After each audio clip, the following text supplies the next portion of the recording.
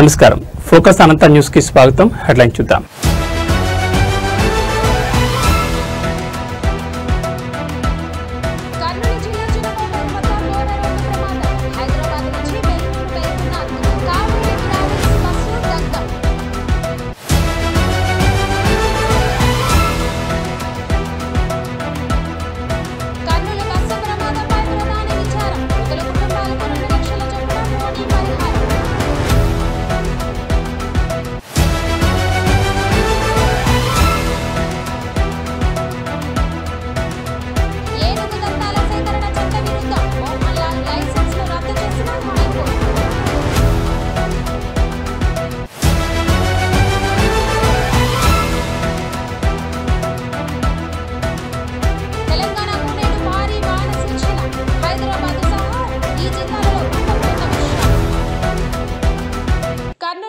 చినకాటేరు వద్ద ఇవాళ తెల్లవారుజామున చోటు చేసుకున్న ఘోర బస్సు ప్రమాదం రాష్ట్రాన్ని విషాద ఛాయల్లోకి ముంచేసింది.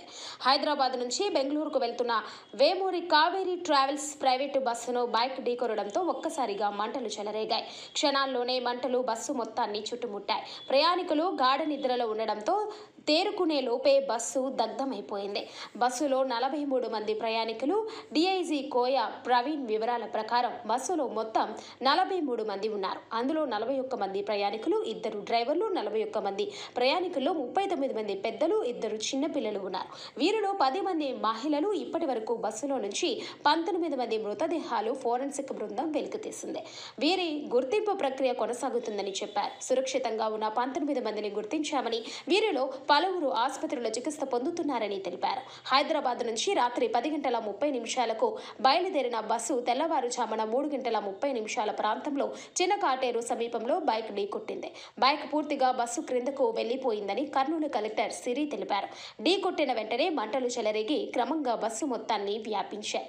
డీజిల్ ట్యాంక్ దెబ్బతినకపోయినా ముందు భాగంలో మంటలు చెలరేగినట్లు డీఐజీ తెలిపారు. బస్సును ఢీకొన్న పల్సర్ బైకు కర్నూలు ప్రజానగర్కు చెందిన శంకర్ది అని ఆయన అక్కడికక్కడే మృతి చెందినట్లు వెల్లడించారు. బైక్ ఢీకొట్టిన తర్వాత బస్సు దాదాపు 300 మీటర్లు లాక్కెళ్లినట్లు తెలిపారు.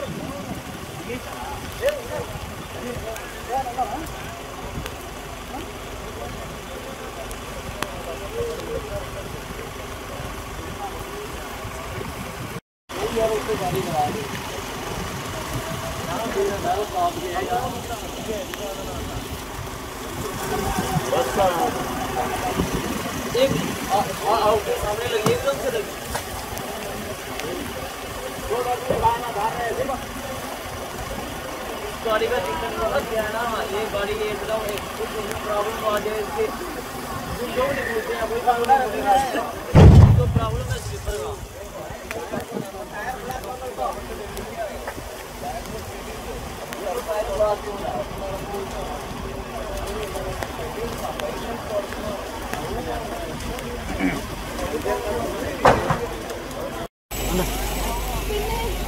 ఫైర్ యాక్సిడెంట్ అయితే అందరూ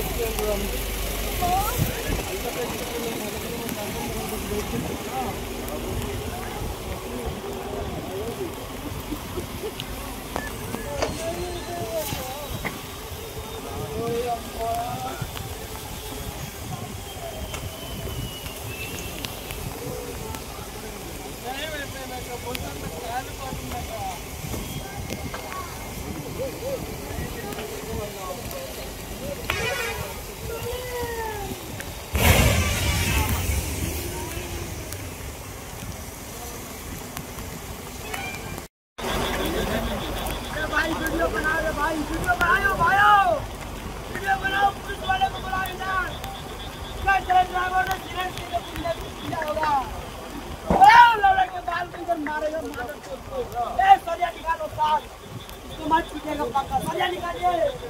हम लोग का ये जान लेने वाला तो होगा। पक्का ये चैनल है, इसको पता काफी नहीं आपने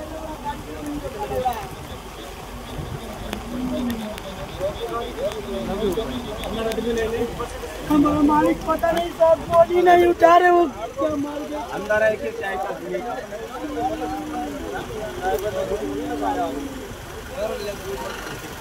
कंडक्टर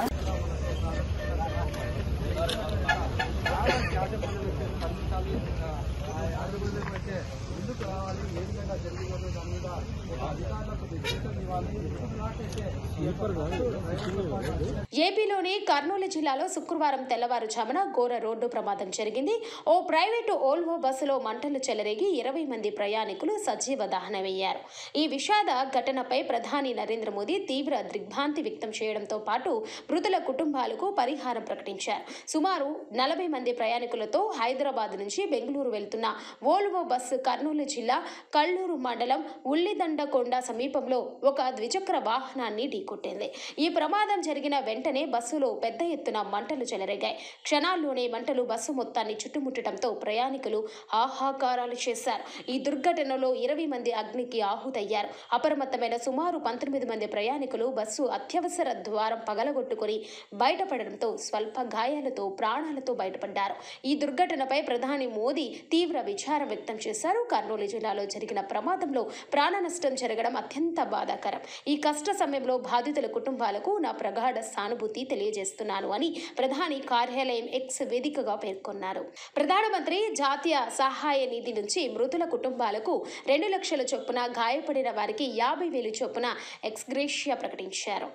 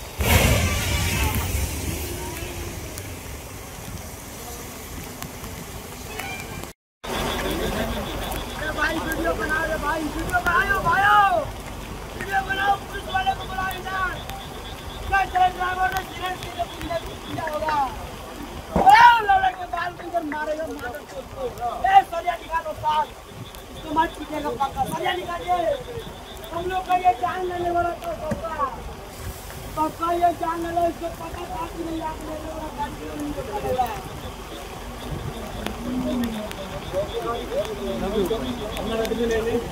हमारा मालिक पता नहीं सब बॉडी नहीं उठा रहे, वो क्या मार गया अंदर है कि चाय का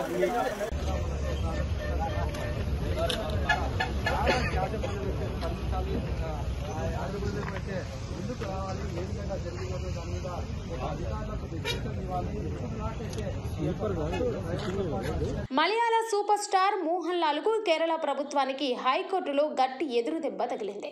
ఆయన వద్ద ఉన్న ఏనుగు దంతాల సేకరణను చట్టబద్ధం చేస్తూ రాష్ట్ర ప్రభుత్వం జారీ చేసిన ఉత్తర్వులను శుక్రవారం కేరళ హైకోర్టు కొట్టివేసింది. దీంతో పాటు మోహన్ లాల్ కు జారీ చేసిన లైసెన్సును కూడా న్యాయస్థానం రద్దు చేసింది. చట్టపరమైన నిబంధనలను అనుసరించి ఈ వ్యవహారంపై కొత్తగా నోటిఫికేషన్ జారీ చేయాలని ప్రభుత్వాన్ని హైకోర్టు ఆదేశించింది.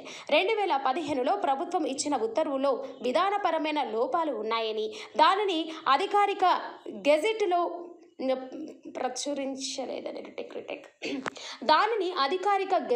ప్రచురించలేదని అందువల్ల అది చెల్లదని కోర్టు స్పష్టం చేసింది. వన్యప్రాణుల సంరక్షణ చట్టాలకు సంబంధించిన విషయాల్లో ప్రభుత్వాలు నిబంధనలకు అనుగుణంగా వ్యవహరించాలని వ్యాఖ్యానించింది. కాగా ఈ తీర్పుపై మోహన్ లాల్ తరఫు న్యాయవాది స్పందిస్తూ ఇది కేవలం సాంకేతిక సమస్య మాత్రమేనని పేర్కొన్నారు. 2011 డిసెంబర్ 21న కొచ్చిలోని తెవరాలో ఉన్న మోహన్ లాల్ నివాసంలో ఆదాయపు పన్ను శాఖ అధికారులు సోదాలు నిర్వహించారు. ఆ సమయంలో ఆయన ఇంట్లో 2 జంతల ఏనుగు దంతాలు కనుగొన్నారు. దీంతో చట్టవిరుద్ధంగా ఏనుగు దంతాలను కలిగి ఉన్నారని ఆరోపణలపై అటవీశాఖ ఆయనపై కేసు నమోదు చేసింది. ఆ తర్వాత ఈ కేసును ఉపసంహరించుకోవడానికి రాష్ట్ర ప్రభుత్వం ప్రయత్నించగా Perumbavoor judicial first class magistrate court ఆ నిర్ణయాన్ని తిరస్కరించింది. క్రింది కోర్టు ఆదేశాలను సవాలు చేస్తూ మోహన్ లాల్ హైకోర్టును ఆశ్రయించారు. మరోవైపు ఏనుగు దంతాలు కలిగి ఉన్నందున మోహన్ లాల్ పై చట్టపరమైన చర్యలు తీసుకోవాలని కోరుతూ జేమ్స్ మథ్యూన్ అనే మరో వ్యక్తి పిటిషన్ దాఖలు చేశారు. ఈ పిటిషనర్లపై విచారణ జరిపిన హైకోర్టు తాజా తీర్పును వెలువరించింది. ఈ తీర్పుతో మోహన్ లాల్ ఏనుగు దంతాల కేసుపై న్యాయపరమైన విచారణ మళ్లీ మొదలైనట్లయింది.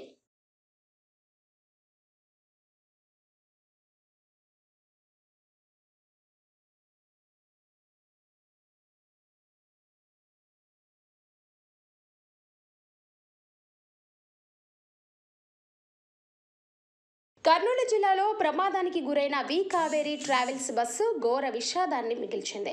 డోర్ తెరవకుండా డ్రైవర్ పారిపోవడం, బైక్ను ఢీకొట్టిన ఆగకపోవడం 20 మంది ప్రాణాలు సజీవ సమాధి అయ్యాయి. ఈ ప్రమాద ఘటనపై యుఏఈ పర్యటన ఉన్న ఏపీ సీఎం చంద్రబాబు నాయుడు అధికారులు సంబంధిత శాఖ మంత్రితో వీడియో కాన్ఫరెన్స్ ద్వారా మాట్లాడారు. ఇతర రాష్ట్రాల రవాణా శాఖ మంత్రులు అధికారులతో సమగ్ర విచారణకు ఆదేశించారు. మృతుల వివరాలను తెలుసుకొని వారి కుటుంబాలకు వెంటనే సహాయం అందించాలని మంత్రి రాంప్రసాద్ రెడ్డి అధికారులను ఆదేశించారు. అలాగే రాష్ట్రంలో ఉన్న ప్రైవేటు బస్సులపై ఫిట్నెస్, సేఫ్టీ పర్మిట్లపై తనిఖీలు నిర్వహించాలని ఆదేశాలు జారీ చేశారు. అన్ని జిల్లాలలోనూ ట్రావెల్స్ బస్సుల్లో తనిఖీలు చేపట్టాలని సూచించారు. బస్సు ప్రమాదానికి నిర్లక్ష్యమే కారణమని తెలితే బాధ్యులపై కఠిన చర్యలు తీసుకుంటామని హెచ్చరించారు.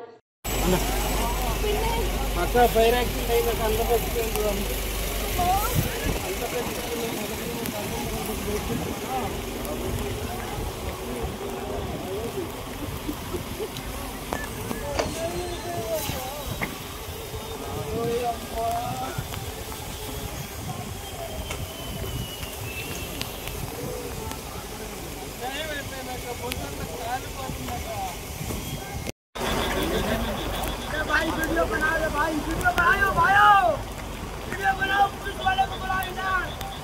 क्या चले ड्राइवर ने सीरियस किया होगा? लौड़ा के बाल किधर मारेगा को। ए सरिया निकालो साथ, इसको मत पीटेगा पक्का, सरिया निकालिए। हम लोग का ये जान लेने वाला तो पक्का ये जान ले लो, इसको पता था कि नहीं आप लेने वाला गाड़ी नहीं चलेगा।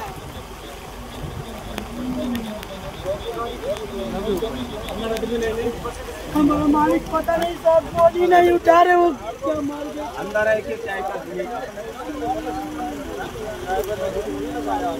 తెలంగాణలో భారీ వర్షాలు కురుస్తున్నాయి. అక్టోబర్ నెల చివరికి వచ్చినా వర్షాల ప్రభావం తగ్గడం లేదు. మరోవైపు ఈ రోజు కూడా రాష్ట్రంలో భారీ వర్షాలు కురిసే అవకాశం ఉందని వెదర్ మ్యాన్ బాలాజీ పేర్కొన్నారు. ముఖ్యంగా దక్షిణ మధ్య తెలంగాణ జిల్లాలలో వర్షాలు కురిసే అవకాశం ఉన్నట్లు తెలిపారు. నల్గొండ, సూర్యాపేట, యాదాద్రి భువనగిరి, మెదక్, సిద్దిపేట, రంగారెడ్డి, సంగారెడ్డి, కామారెడ్డి, మహబూబ్ నగర్, వనపర్తి, ఖమ్మం, భద్రాద్రి కొత్తగూడెం జిల్లాలో భారీ వర్షాలు కురుస్తాయని ప్రకటించారు. అంతేకాకుండా హైదరాబాద్లో కొన్ని ప్రాంతాలలో మధ్యాహ్నం నుండి రాత్రి వరకు తేలికపాటి నుండి భారీ వర్షం కురిసే అవకాశం ఉందని తెలిపారు.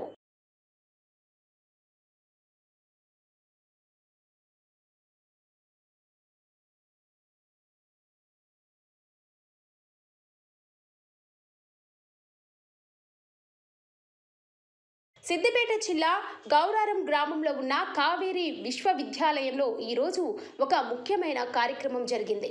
తెలంగాణ రాష్ట్ర గవర్నర్ శ్రీ జిష్ణుదేవ్ వర్మ గారు ముఖ్య అతిథిగా హాజరై నూతనంగా ఏర్పాటు చేసిన సమీకృత పరిశోధన కేంద్రాన్ని లాంఛనంగా ప్రారంభించారు. పరిశోధన కేంద్రాన్ని ప్రారంభించిన అనంతరం గవర్నర్ జిష్ణుదేవ్ వర్మ గారు వివిధ విభాగాలను ఆసక్తిగా పరిశీలించారు. ఈ కేంద్రాల పనితీరు గురించి, అవి వ్యవసాయ రంగానికి అందించబోయే సేవలను గురించి గురించి విశ్వవిద్యాలయ అధికారులను అడిగి తెలుసుకున్నారు. ఈ పరిశోధన కేంద్రం ద్వారా స్థానిక రైతులకు, విద్యార్థులకు, పరిశోధకులకు అపారమైన ప్రయోజనం చేకూరుతుందని గవర్నర్ ఆశాభావం వ్యక్తం చేశారు. ఆధునిక వ్యవసాయ పద్ధతులు, పరిశోధనల ద్వారా తెలంగాణ వ్యవసాయ రంగం మరింత వృద్ధి చెందుతుందని ఆయన అన్నారు.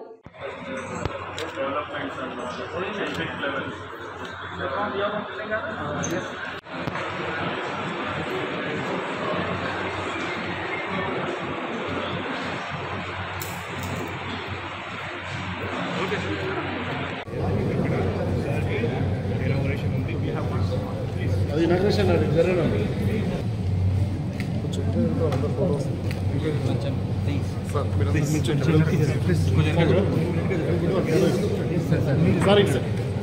సార్ సార్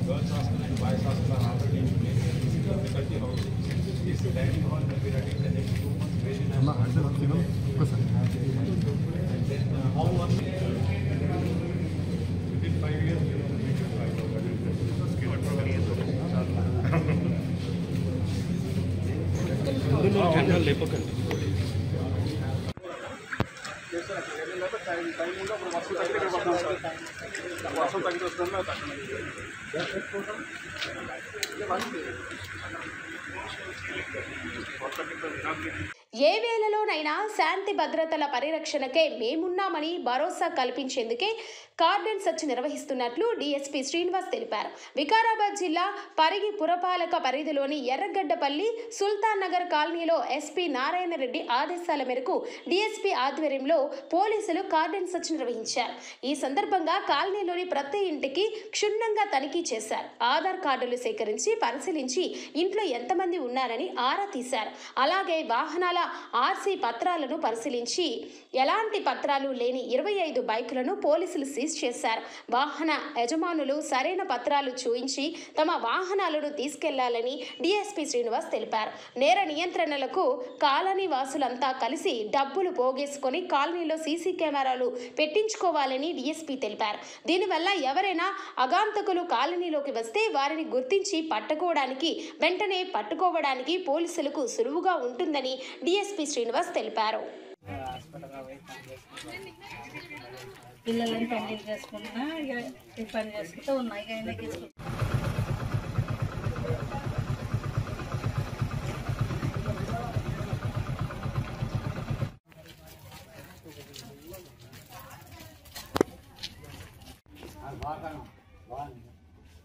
ఏమాత్రం మేకలు ఉందిరా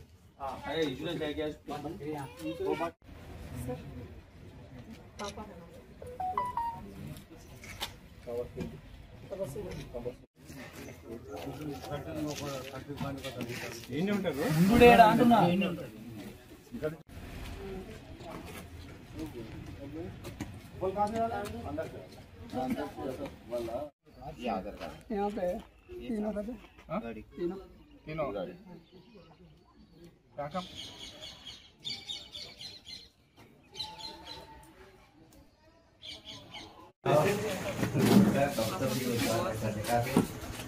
वैसे कब तो भी एक पाली के साथ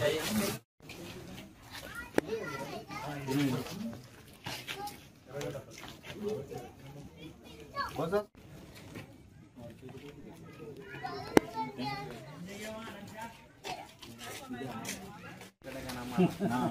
काम कर रहे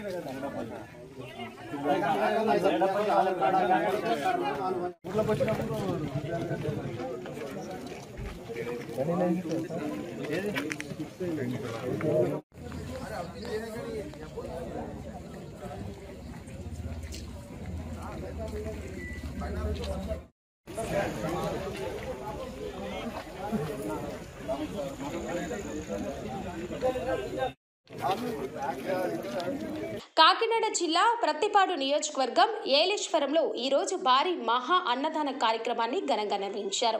యూవీఆర్ సంస్థల మేనేజింగ్ డైరెక్టర్ ఉమ్మడి వెంకట్రావు ఆధ్వర్యంలో ఆర్టీసీ కాంప్లెక్స్ ప్రాంగణంలోని శ్రీ కనకదుర్గమ్మ గుడి వద్ద ఈ పుణ్య కార్యాన్ని చేపట్టారు.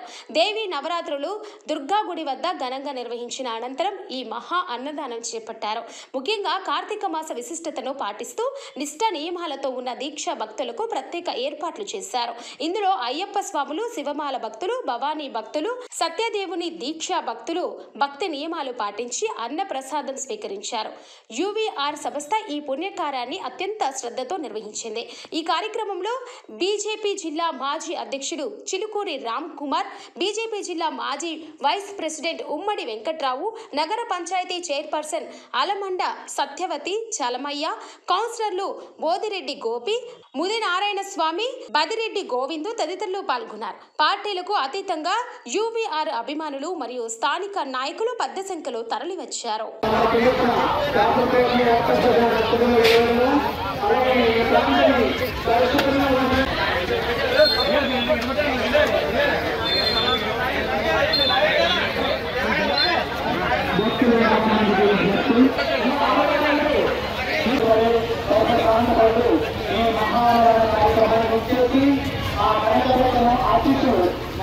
ప్రకాశం జిల్లాలో వాతావరణం అస్తవ్యస్తంగా మారింది. గత వారం రోజుల నుండి భారీ వర్షాలు కురుస్తున్న నేపథ్యంలో వాతావరణ శాఖ శనివారం నుండి తుఫాను హెచ్చరికలను జారీ చేసింది. దీంతో తీర ప్రాంతంలో అసాధారణ పరిస్థితులు నెలకొన్నాయి. సింగరాయకొండ మండలం పాకల సముద్రం ఈ రోజు దాదాపు 2 మీటర్ల మేర వెనక్కి వెళ్లడం స్థానికంగా కలకలం సృష్టించింది. సముద్రంలో ఇలాంటి మార్పులు తుఫాను ముప్పును సూచిస్తుండటంతో ప్రజలు ఆందోళన చెందుతున్నారు. అధికారులు వెంటనే అప్రమత్తమయ్యారు. మత్స్యకారులు వేటకి వెళ్లవద్దని ప్రభుత్వం కఠిన ఆదేశాలు జారీ చేసింది. మైనర్ డిపార్ట్మెంట్ సిబ్బంది ఎప్పటికప్పుడు సముద్ర పరిస్థితులను గస్తీ కాస్తున్నారు. లోతట్టు ప్రాంతాల్లో ఉన్న ప్రజలను అప్రమత్తం చేస్తూ సురక్షిత ప్రాంతాలకు తరలి వెళ్లాలని సూచిస్తున్నారు.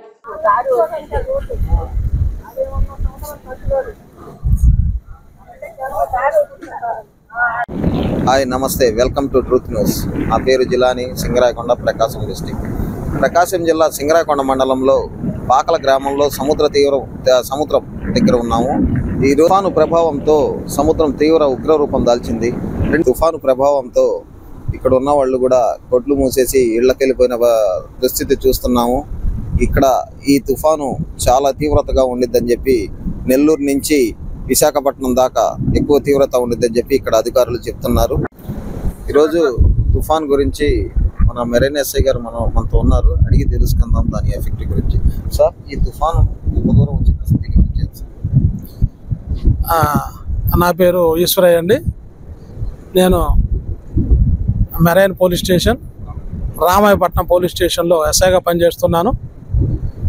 మరి ఈరోజు ఈ సైక్లోన్ ప్రభావం వలన మా సిఐ గారు శ్రీ శివనారాయణ గారు రామాయపట్నం నుంచి పాకల వరకు మా స్టాఫ్ అందరినీ బందోబస్తు చేసుకొని ఎవరిని కూడా ఈ తుఫాను సందర్భంగా మత్స్యకారులు కానీ ఇతరులు కానీ సముద్రం యొక్క పరిస్థితిని బట్టి లోపలికి ఎవరిని వెళ్ళొద్దని చెప్పడము, అలాగే వాళ్ళు ఈ సముద్రంలోకి దిగితే ప్రాణాపాయాలు జరిగే పరిస్థితి కాబట్టి వాళ్ళకి తెలియపరుస్తూ మత్స్యకారులు చేపల వేటకు కూడా వెళ్ళొద్దని చెప్పి తెలియపరిచారు.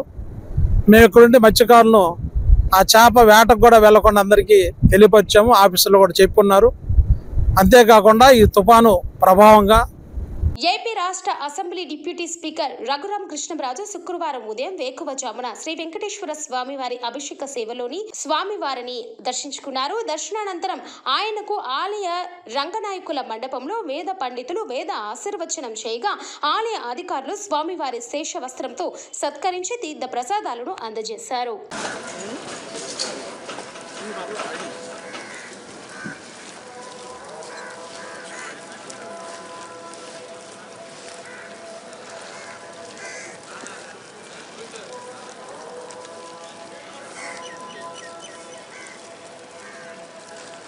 Nah,